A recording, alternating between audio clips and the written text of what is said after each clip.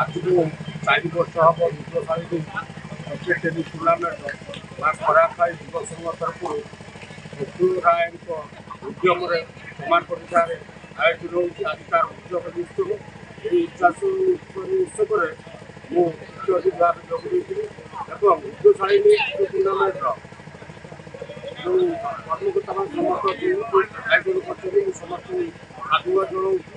ମୁଁ ଗୋଟେ ଗାଡ଼ି ହେଡ଼କ୍ୱାର୍ଟର ଉପରେ ଗୋଟେ ଗଣପର୍ବ ଭଳି ଖେଳଟା ଅନୁଷ୍ଠିତ ହେଉଥିଲା ଏବଂ ଯେଉଁ ଟିମ୍ମାନେ ଭାଗ ନେଇଥିଲେ ଆଜି ରାଧାନଗର ଟିମ୍ ଏବଂ ଜୟମାଳ ଟିମ୍ ଉଭୟ ଖେଳ ଚିତାକର୍ଷକ ହୋଇଥିଲା।